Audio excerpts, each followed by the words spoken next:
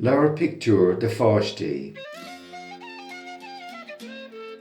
Sreath an Bhéirín Bhuí. Der an Bhéirín Bhuí, tar le fáiste, gus féchar na pictiúr áile go léir atá agam. Aráiste bra Bhuí chomh millis le sómh.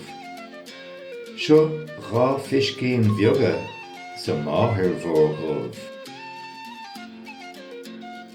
Seo bhríte bhlasta thug mamí do mé, a suagra sa ghardín a bhíam fan lé. Tá tart na bábóga is béarthad tédóibh. Seo capalín luascach a deir fáilte róibh. Chulaí ghoram agus capín a fuair Tomás sa bhart. Mollam thu a híle, tá tú gléasta I gceart. Seo líróid mhórghaite dearg úine gus buí. Cois farraige sa samhra bí na páistí a sprí. Tá leanbh na hí is an gcathair na láthair.